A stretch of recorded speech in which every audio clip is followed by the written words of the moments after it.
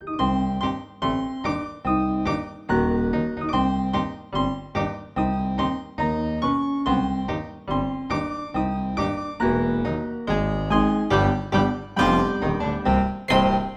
is not dead, which can eternal find, and in strange eons even monsters may write.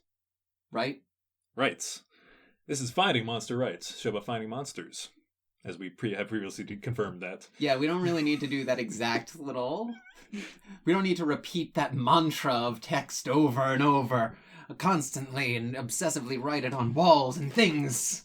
Finding monsters. Right, the show about finding monsters, right? Right. Like and subscribe. Like and subscribe. And leave a comment, we always appreciate them. A 5-star review. Yeah, if you give us a 5-star review, I will literally give you a hug. I don't care about Omicron. I'll die.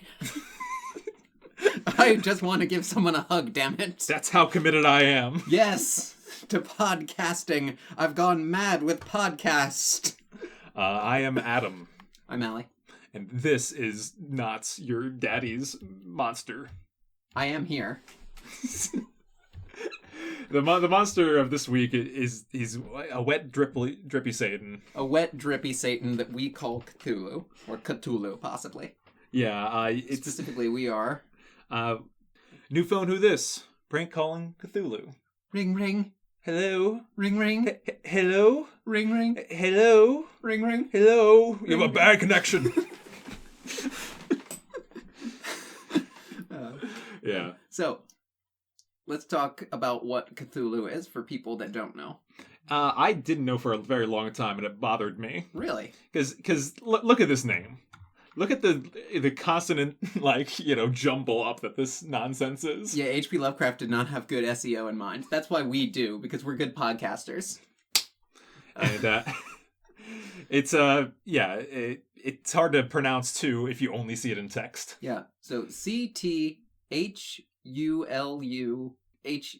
Okay, so it's not like a CH like chthonic or like Charon or like some kind of Greek CH thing, because I always want to do that. Even though it does have that root. Yeah. It's C.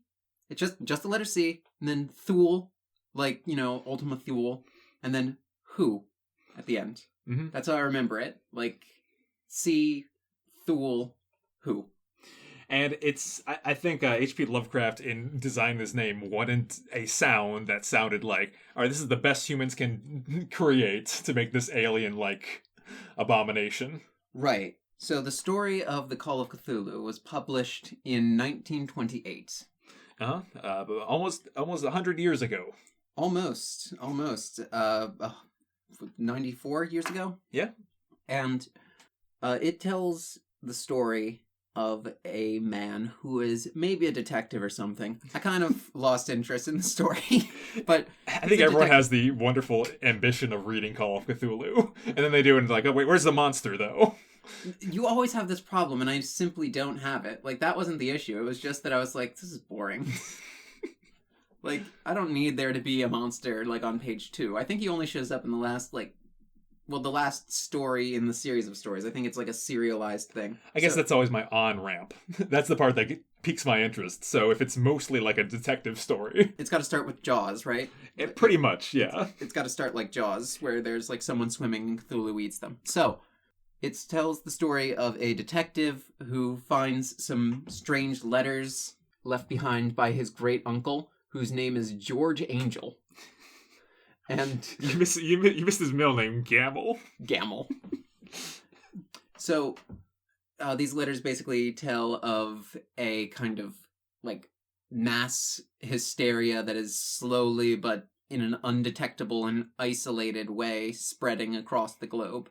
Like there's, maddening cultists in this spot and this spot and this spot. And like to an uneducated mind, it looks like nothing, but if you are a truly powerful enough incel, you can see that all of these dots are connected. And why won't women sleep with me? These are all the same thing. The end times are coming. Of course you can't draw a line between them, but if you move in a spiral fashion... Yes. Because gay people move in spirals. It's true. I'm just constantly... I've worn out the heels of so many socks just from twirling on hardwood floors. But so yeah, basically there's a lot of the train's coming. The police are coming to arrest us for talking about Cthulhu, and they're coming by train. They're old-timey time police. Yeah. In old-timey times, you could get away with crimes if you were far enough away from a railroad. That's why they took the railroad, because they're like, "Ha, you can't catch me when I'm on a railroad." Heard about the Great Train Robbery? That took some balls. Like, the one place you can get caught. Which it's very funny because that's H.P. Lovecraft going to the movies. Yeah. And he's like, "Oh, that's scary at the end there where he shoots me." Right. What if I was always scared because of a giant monster in the ocean? This we didn't mention is Kaijunuary too. Oh yes. I'm sorry. Okay.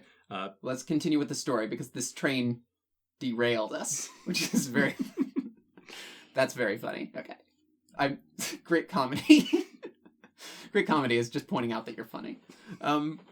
You've done it for a full minute now. I know.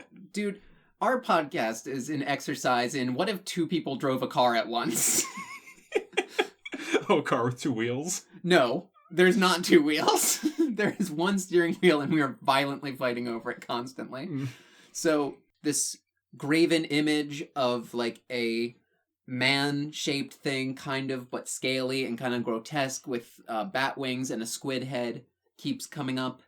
And eventually, like, the trail leads to a boat off the coast of Australia, New Zealand.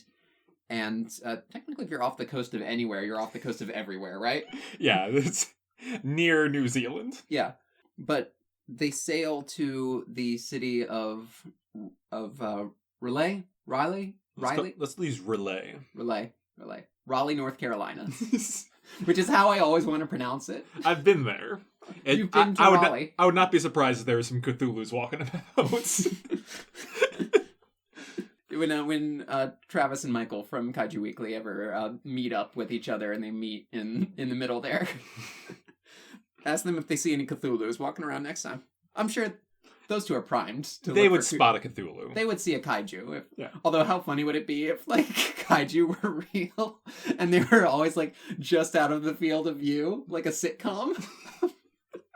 It's one of those where it's like, I don't believe them, and then you're walking down the hallway, and like you stop, and there's Cthulhu. It's just like Phineas and Ferb's mom, but they're Phineas and Ferb's mom, Travis and Michael, and like the kaiju are the inventions. Yeah. So, and Francis Wayland Thurston is Candace in the situation. Right. So eventually they track down the coordinates of the lost city of Relay, which is really close to the Point Nemo. Which, do you know about this? I don't think so. I know there's sort of a lost continent over there. Point Nemo is the furthest point on the Earth's surface from any land. It's in the South Pacific Ocean. Okay. Named after Finding Nemo, of course. Right. Yeah. Everybody loves that movie. So they go to the city of Relay, and when they sail through there, they see that it's rising, and it's covered in. It's like a weird shape. That's an odd way of putting it. It is shaped in a non-Euclidean way. Like, when you see like art of Relay on the internet, I'm gonna say Relay because for some reason I guess that's how I'm saying it. Yeah. It's always like, what if like ancient Rome, but wet and black? I guess the stone is black. A wet drippy Rome. But like.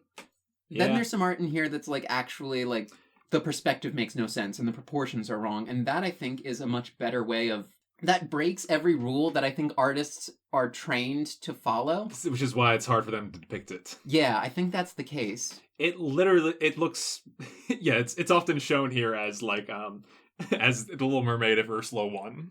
Yeah. Like some of these images are like that's a very inconvenient shape for a building, but my brain can wrap around it. Mm-hmm. And then there are, like, a handful of these that are like, why is that going into this? And, like, why is this curved in this way? And that angle is acting like the other kind of angle. Yeah, it's like a lot of Cthulhu mythos. It's and the Lovecraftian mythos. You're supposed to not be able to wrap your brain around it. Right. It's supposed to be above human comprehension. I think this does a pretty good job of it because it starts to do that. That's not even tinted blue. That's good. Yeah. Yeah, it's showing like bad angles and that classic. You're walking up the stairs, but you can't go anywheres. Sort of the Inception Doctor Strange angle of what if a building but on top of another building. Yeah, correct. So, this is a picture from South Park, and honestly, the funny thing is, I would classify this as one of the good ones. Yeah. So, they're in the city of Relay, and they've learned from some of their like bumpings into different cultists and stuff, all the sort of things that they say, like in his house in Relay, dead Cthulhu waits dreaming, or that is not dead which can eternal lie, and in strange eons even death may die. Yeah, I've seen that Cthulhu's often has a couple monikers: Great, Dead, or Dread. Hmm. So I think Dead is a very uncommon and spooky moniker. The Great Dead Dread, you might call him. So, after like centuries of these cultists trying and fucking up the rituals to summon Cthulhu to reawaken him and bring him back to the earth, one of the sailors in Relay accidentally opens up a cavern that has Cthulhu in it. And Cthulhu starts coming out. And what happens is they take a steamboat that they're on, and they just drive it as fast as they can into Cthulhu's head, and it splits open like a sunfish that's been hit by a boat, I guess is the metaphor that he uses, which I've seen sunfish before on the sea. Like they... funny enough, the same plot as The Little Mermaid. The same plot as The Little Mermaid? Well, that's not a plot. That's not a... And then I hit a sea monster with a boat is not a plot, Adam. Go back to right... The same plot points. L. Ron Hubbard came back from space heaven to tell you were a good writer, damn it. Adam was a finalist in a Writers of the Future contest. Yes. He's crushing it 24/7. Our boy's a creative genius. And so then Cthulhu starts to fall apart and kind of reform, but like kind of regenerate, but he's like going back to sleep. Like it makes me think of some kind of Studio Ghibli monster. I wake up, I get smacked in the head, I'm going back to sleep. Yeah. That's a bad day. For as long as you've been asleep and in behind these doors since the age before man or what have you, yeah. If you come out and you get hit, that's a bad day. Go back in for a while. I think he mentions that Cthulhu had been sleeping for vintillions of years, and it's like the universe is not that old. That's not a scary number. And, then he goes back to sleep, and the protagonist is left shaken by his encounters. Bum, bum, bum, bum. But as Cthulhu lays stirred at the bottom of the sea. Why stirred? He's not shaken. Oh, okay. That was confusing. So yeah, that's the basics of the story. There's a lot more to it, and frankly, it's a whole story. Yeah, but we didn't even mention the Necronomicon. We didn't mention the Necronomicon, no. Yeah. Do-do-do-do-do. Necronomicon. Do-do-do-do. Necronomicon. I don't know this song very well. All right. Well, yes, the grimoire that contains all the otherworldly knowledge, including many of the elder gods. That is where "that is not dead, which can eternal lie" comes from. Correct. That's not the mantra that's spoken. That's more of the Cthulhu Fhtagn thing that I was going to read before you clicked away from that article. This is why it sucks that we're on the same computer now. Yeah, you wanna? Nah, I can't pronounce it anyway. It's really complicated. I hope that in the back made up language. I hope in the back of the Necronomicon there's this like all by the author picture of H.P. Lovecraft. I didn't think pictures could get creepier than the pictures of people in math textbooks. He looks like he ate math textbooks. It looks like he has a math textbook in his mouth and someone's about to call him out on it. Like, Howard, did you eat a book? Howard, what's in your mouth? Let me see. What do you have in your mouth? I wish there was a tentacle in my mouth that could swallow all the truths of the universe. He doesn't want that. That is explicitly not what he wants. He hates tentacles and he hates the truth of the universe. He's very scared of it. That's the point of the story. The greatest mercy of the human mind is that it can't correlate all its contents or whatever. Which is dumb. I'm correlating contents all the time, Howard. What are you talking about? Yeah, it's a weird connection to make. But the icon of Cthulhu is what's kind of left over after this story. Well, the idea is that that the vastness of space, of the cosmos, is a Lovecraftian horror unto itself. Like, people would see space and freak out, is the basic concept of what that means. And, like, in 1928, space was not, like, a huge thing. Well, I mean... due to cosmic inflation, it was slightly smaller. But space travel and space exploration was not as big in the public consciousness in 1928. You know, they just got over, the first kind of slavery. And it's not that we're done with slavery yet. It's abolish prisons. It's unfathomably enormous. It's a grain of sand to the rest of the world in size. Yes, the rest of the world is a grain of sand to space. Which is very difficult to comprehend. Right. And I think that a lot of people, even in nowadays, are stuck to their one little their little tiny box of truths. No, yeah, I don't want to go to space. No? No, I have no desire to ever go into space. I think that's part of the reason why I like my little world of fantasy writing.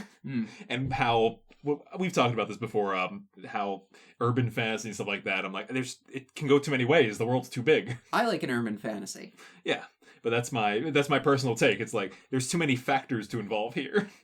You could be really into Cthulhu and Lovecraftian mythology, and it has no relevance whatsoever to whatever magic system or world that you have going on. So, but this is something that I've kind of turned around on HP. In researching this episode, I've grown to love the tentacle monsters. Howard Phillips. Necronomnomicon, you know what I mean? I do. Is that our new segment? It's a cooking segment. Oh, that's fun. Or if we find any recipes we'll match to these monsters, we'll deliver it. Necronomnomicon for how to eat the monster of the week. I think you could eat a part of Cthulhu and he would still be okay. Yeah, absolutely. I don't think you would be. No. People trying to comprehend Cthulhu have a bad time. I don't think chowing down on one of his tentacle bits is going to be good for you. I don't know, maybe. It might be. He's probably just full of toxins from hanging out in the ocean for so long. I can't imagine he would taste good either. He's just full... okay, you're not supposed to eat, like, swordfish and stuff if you're pregnant, or just, like, too much in general, because it's full of mercury because of bioaccumulation. So, like, the little fish gets eaten by the big fish, and the little fish gets, like, a little bit of plastic in it. And if you eat the little fish, then that's only a little bit of plastic. You eat a big fish, they eat a bunch of little fish. That had plastic in them all at once. So if you eat a big fish, like, that's super bad. So that's why you're not supposed... There's too much mercury and stuff. You can't eat swordfish or shark or something. There's always a bigger fish. Cthulhu is the biggest fish I've ever goddamn seen. He is mostly mercury at this point. I would agree. He gets taller when it gets hot outside. There's so much mercury in this boy. That's how he rises out of the water. Oh, yeah. Oh no, global warming? Yeah, global warming brings Cthulhu up. This is an insane troll logic that we brought. I can't believe we made Lovecraft more insane. If global warming is real, then why hasn't Cthulhu risen? He's mostly mercury. So, no, but this is why I've turned around on Lovecraft. It's basically the same thing that I see when, if people aren't into femdom stuff, bear with me on this metaphor, and they see, like, some lady being mean to them, it's like, fuck you. You're not into it. And then there are some people that are, like, super into it. Why have I completely forgotten what I was... Well, but it's like comparing it to Cthulhu. Yes. And like on a surface level, you're kind of like, what's the deal? Yeah, with this squid dude. It's like if you interpret Lovecraft as being like, you're insignificant, you suck, you aren't as cool as this giant squid monster, you're a nasty little worm. Howard is your queen. Bow before Howard. Lick Howard's fucking boots, slug. I'm very good at this, it turns out. So if you interpret it that way, then of course you're going to be like, fuck you. But flip it around. The point of Lovecraft that I think people get wrong a lot is not humans are insignificant. There is no such thing as significance. So that means Cthulhu's not significant. Azathoth and the gods and whatever, they're not significant. They don't matter. And that means you can ram a steamboat into their head and fucking nuke their ass.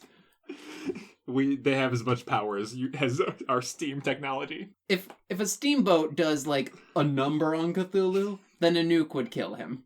Yeah. Like, just straight up. Like, I'm sorry, Cthulhu fanboys, but it's not like in Christian mythology. It's not like with how God is, like, the source of creation and also, like, the foundation upon which reality rests, like ongoing creation stuff, like in theology and things like that. If you kill Cthulhu, if you kill God, nothing bad happens. And canonically, there's no way to do that. If you kill...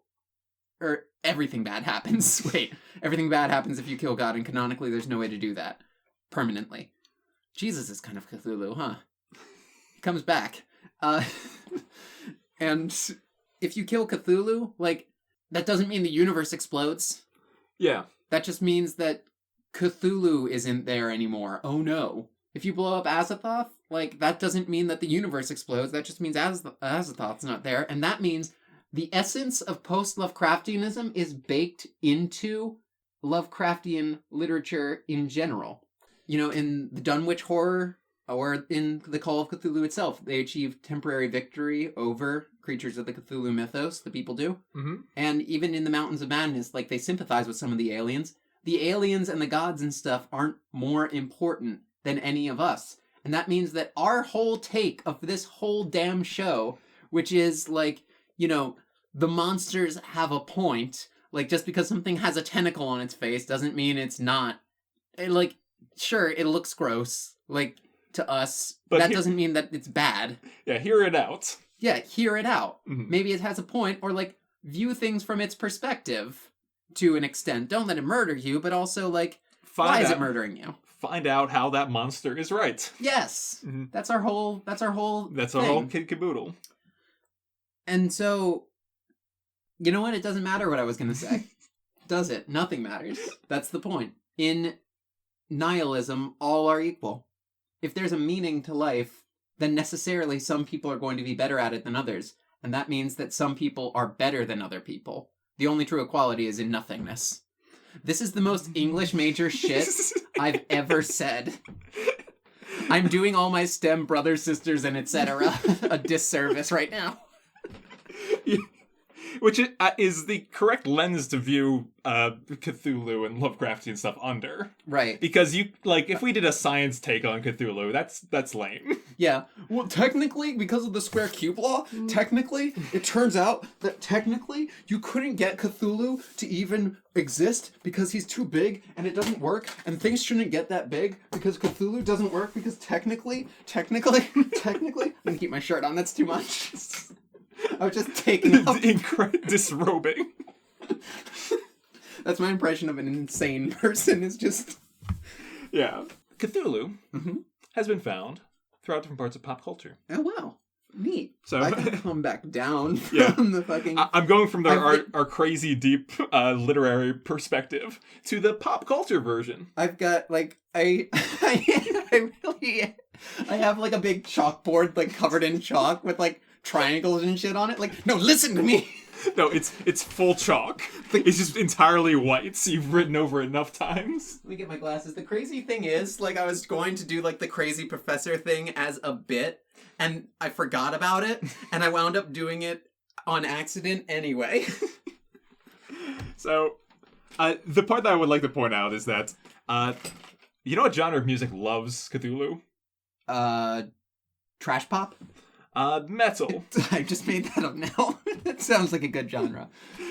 Trash pop is most pop.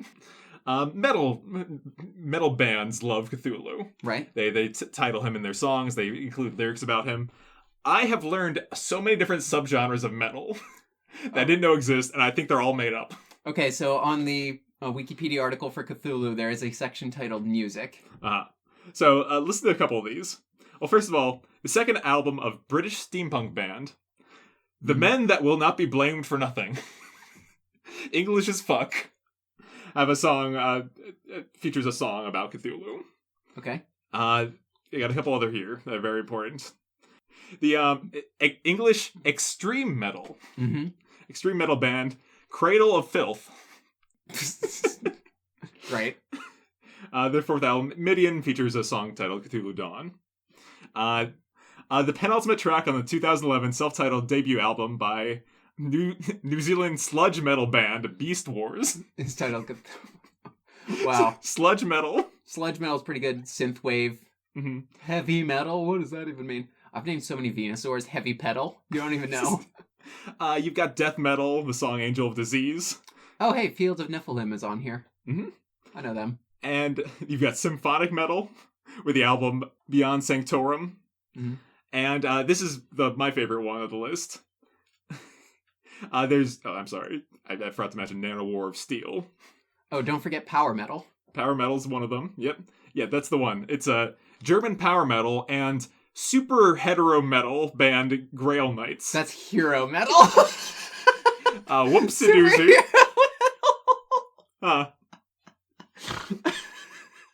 Super... Superhero metal. I officially have to get out of this apartment. I've corrupted you too far. Yeah. I also love, like, going back to Cradle of Filth's song, Cthulhu Dawn, the lyrics seem to have nothing to do with Lovecraft's sea monster. Yeah, that's all metal. It's all just, like... It's all just grabbing, like, just... Cthulhu. It's just, like, grabbing stuff that seems cool and then growling about it, which is why I mostly listen to fem metal stuff like Hailstorm and, like, Pretty Reckless, because, like, they're not, like, cis women and stuff are not as good at doing the... Like... Correct. Like, I'm not here for your cartoon dog impression, man. I'm here to listen to metal. Like, is it supposed to sound scary? I don't get it. But, like, every time I'm listening to a metal song, it's always like, wake up the demons, they're coming for you out of a volcano, and they're gonna burn down everyone who was mean to me in school. For 4 minutes. And I'm tired of it. And then a guitar solo happens. Correct. There's a question I have, I would like to propose to you about Cthulhu. Okay. Therapist needs therapy or therapy animal. Oh, switching it up. Oh, now and then. Therapist. Therapist. You go to Cthulhu with your problems? No. I'm just saying he has good advice. Go to sleep. Take a nap. You got a problem? Go to sleep. Take it easy. Yeah. Take a dip. Take a dip. Sometimes you get hit by a steamboat. Just regenerate. Regenerate? Go take it easy. Take a nap. Take 5. Go to sleep. Spend some you time. Go to sleep. Don't spend you time. Just go to sleep. That's the only answer. You got a problem? Go to sleep. You'll wake up and it'll be better. You'll feel better at least. I don't think he needs therapy. I think he's someone that has a good head on his shoulders. Well, a different head on his shoulders. Yeah. He has such a good head on his shoulders that it can even tank a steamboat. Yeah, correct. So this episode was called Prank Calling Cthulhu. Yeah. We weren't really going to talk about that. Oh, okay. The listeners are the ones who got pranked there. But no, what do you know about prank calling? So I think I've heard it referred to in the past as crank calling. And I think that's back when phones like had a dial to them. So you crank a random number. You have to like turn a little like you have to turn a little lever to get the phone to keep talking. That's how they used to talk to Cthulhu. Yeah. They used to like dial him up. But no, yeah. So, how do you prank call somebody? You can't, right? Because like caller ID is too big of a thing nowadays. It's not even called caller ID now. Now it's just how phones work. Yeah, I used to be able to go to a phone booth that was like off the grid. Remember in my parents' basement how there was just like a corded phone, like a non-digital phone, just like on the ground in my parents' basement behind like some workout equipment or whatever. Mm-hmm. Yeah, my parents in their bedroom had it was designed to be an old-timey phone, except instead of a dial, it was buttons. Arranged as if it was a dial. It's the most, like, hipster shit. That is the most hipster shit I've ever heard, yeah. Yeah, but then you pick it up and it still has, like, the 2 pieces, and hello! Weird phones. That was a segment called Weird Phones. Phones are weird, huh? We briefly mentioned how Cthulhu can go down in a fight. Mm-hmm. So, how about a little, what's that new? Monster Smackdown. We gotta get a new name for that. as I've said, Seatbelts Everyone didn't have a title for the longest time, so Monster Smackdown is maybe a title. We should name it Rumble after the new Paramount picture. What? You haven't seen Rumble? What's Rumble? Rumble's a movie about monsters that fight. Oh, it's a CGI animated sports comedy. Yeah. Okay, that's cute. That's fun. Yeah, you know. It's like a sports movie, but it's like Godzilla is Rocky. I'd like that concept. That's fun. Okay. Sports movies should make a comeback. They shouldn't just be for, like... Sports movies should make a comeback, but only after their coach yells at them in the locker room with an inspiring speech. Yeah. Sports movies shouldn't be for people that watch sports. Mm. is my hot take. Pacific Rim is just a sports movie. Exactly, and it rocks, because it's not for people that play football. Yeah. Yeah. That's it. Pacific Rim is, in every single way, a sports movie. Wait, hold up. You didn't know this? Beat for beat for beat for beat for beat, it is exactly a sports movie, except there are no points. That's it. It's you just win or you die. That's... Oh my god. Yeah, they literally have locker room speeches. Oh god. It's crazy talk. So I'm trying to think how this would work. Monsters that can fight Cthulhu. Mm-hmm. Godzilla, easy. Take him, no problem. Yeah. Cthulhu can't shoot beams. Cthulhu can't shoot beams, but Cthulhu could make Godzilla crazy. Because if you look at something you don't understand, you go crazy. Which is not really how things work, but crazy. Well, my question is, what if they have a limited intelligence? Something like King Kong. Or Godzilla. Look, if it were true that something that was beyond your intelligence, if you looked at it, you went crazy, then dogs would go crazy all the time. Because dogs don't understand shit. And they don't. Dogs are fine. And in fact, they've like done measurements and stuff, and they find that dogs release oxytocin when they see a person, just like how a person releases it when they see a dog. So dogs think that we're cute and awesome and stuff too, which is the best fact that I know.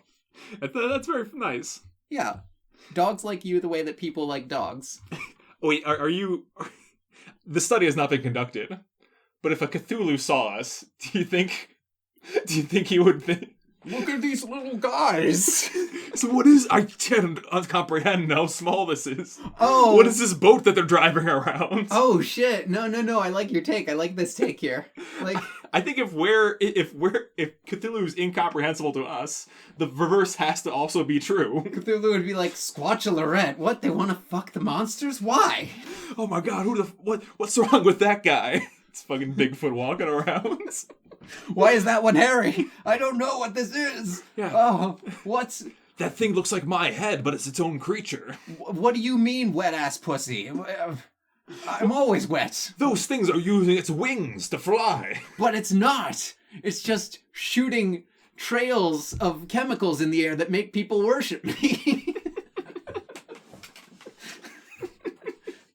Man, that would be...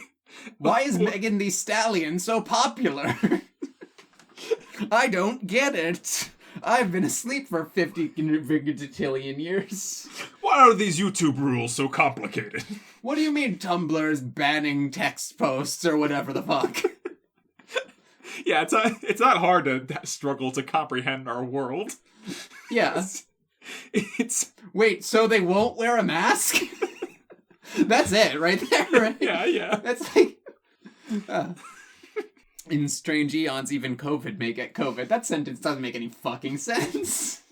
Or does it? Like, even death may die. Death is insignificant. Yes, death is, I think that's the point behind it. Death is so, like, fundamentally unimportant to how great this being is. That, like, death could be reversed. Mm-hmm. Like, death doesn't matter. Which is why it looks like, why are you dying? Yeah. Like, I think that's so weird. You just stop.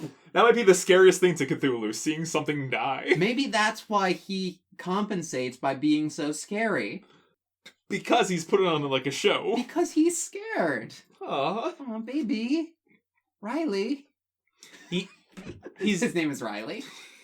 I just picked that because that was a hot name.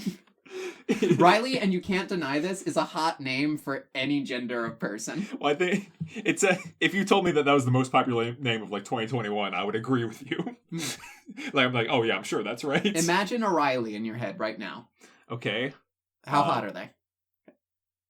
Yeah, I can't really get a not hot Riley. Riley from Pokemon. That's a hot Riley. The guy with the Lucario. Oh. That's a hot Riley. Yeah, that's a pretty hot Riley. Yeah. Cthulhu's just scared. He doesn't understand this world that's around him. Yeah.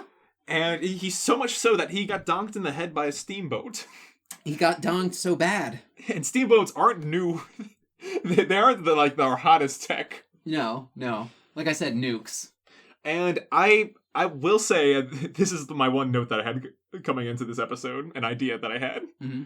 I think we all want Cthulhu to leave the ocean. The sea levels will go back down a little bit. A little bit, but not enough. Like a little more than you'd think. Like, not nothing. I don't know. I don't think he's big enough to displace that much water. Well, I don't know how big he is. I don't think that's a good question to ask, really. It's okay. Moving Cthulhu is not a solution to climate change. No. What if he just flies up into the sky and then the atmosphere is too big now? Do you think Cthulhu would like to be on the moon? Cthulhu moon? No. No, you think he'd like it up there? No, there's no one there to drive crazy.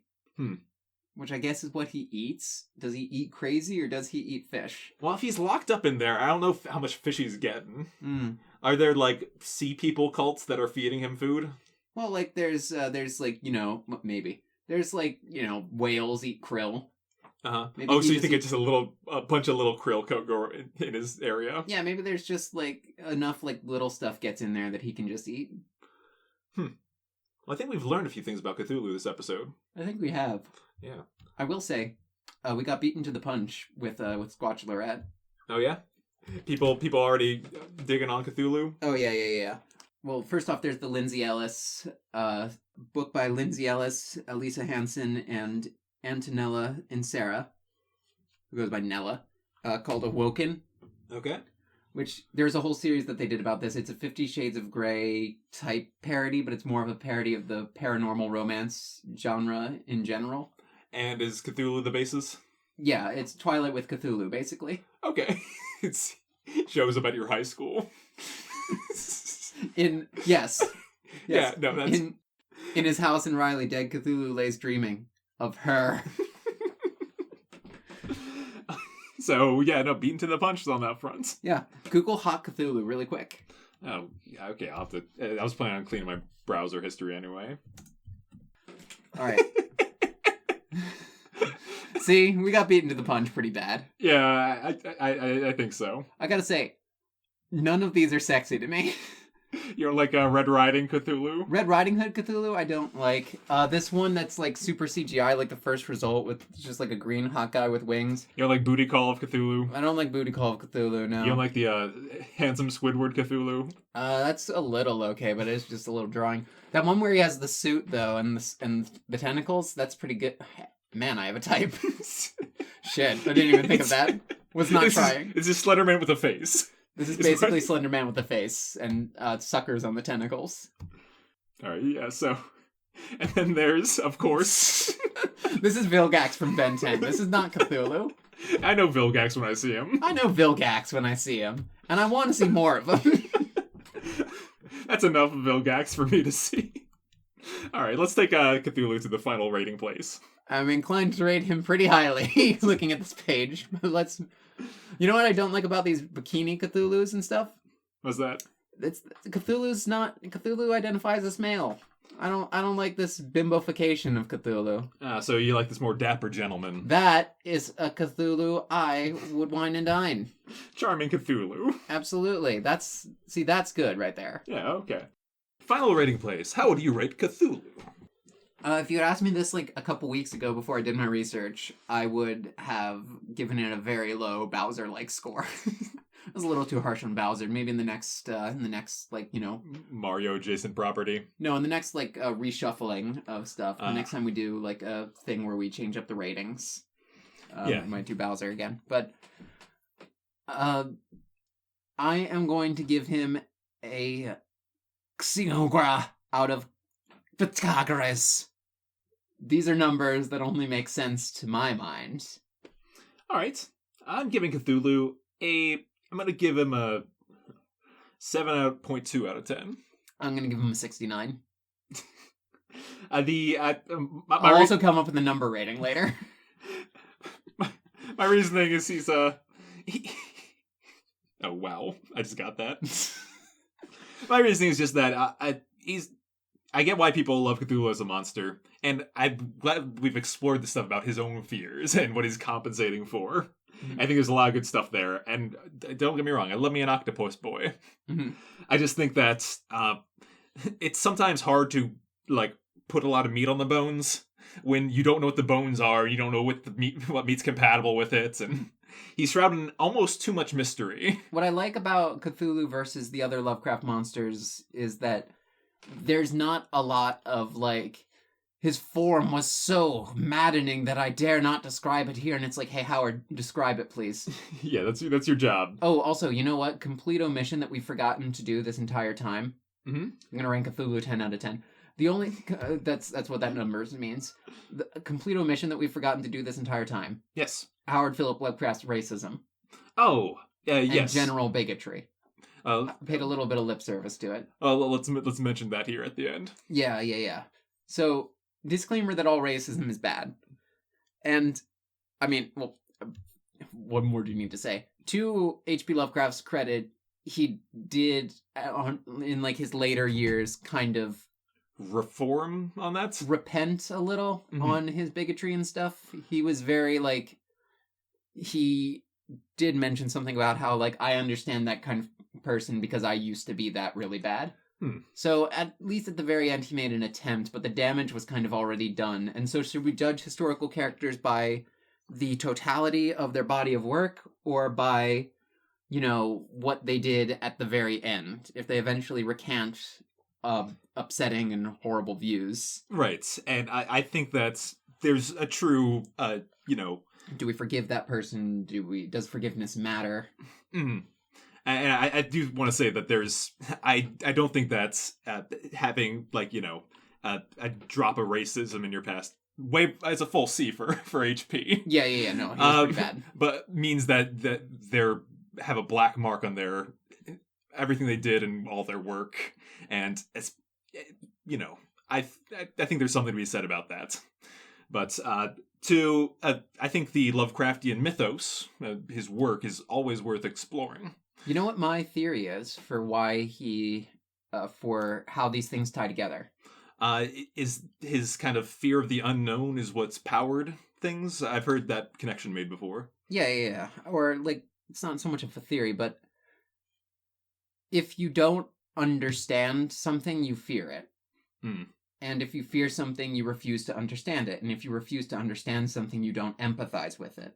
Yes. So if you are fearful of, you know, all the racist hate-mongering that's going on around you that you've absorbed into your own psyche, if you are the kind of person that is needlessly fearful of stuff like seafood or air conditioning, as H.P. Lovecraft was, then you are naturally going to be fearful of anything that someone else describes as a threat to you, including other kinds of people.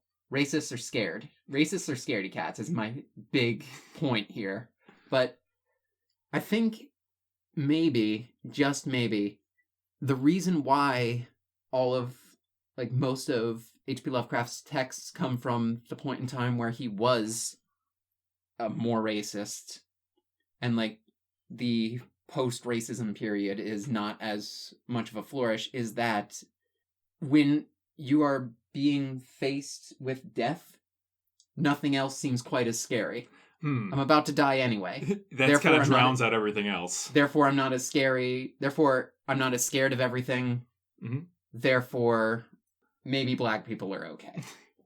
Yeah, he in the same way that he like kind of changed his perspective, he ascended above that stuff. Right. But then by necessity, you know, now the larger body of your work, unless you plan on like pumping out like, you know, 50% of your work in the last few years of your life, most of your work is going to necessarily be intoxicated on that hatred, Mhm. on that fear of the unknown. And that's why it's important to embrace the unknown early. Fuck a monster, it helps you not be racist. I'm pretty sure that makes sense and checks out and is fine. I think that's the correct way to state that. Not, I'm not racist, I fuck monsters. Yes, is the bad version. Okay, yes, I think that's a very important order of operations. I think my dear Aunt Sally really has something to say about that old chestnut. I would agree. So I'm glad we touched upon that, because not for some reason that always it haunts a lot of our episodes, the monsters we encounter, and how there's a kind of sometimes that fear of the unknown, that racism is an underlying factor no matter what. You're right, and sometimes like monsters come from a fear of the unknown that comes from xenophobia or racism or sexism or anything. They're all phobias and fears. Yeah. So it's it matches up, and it matches up. Don't be racist. Have sex with monsters, or just find monster right. Yes.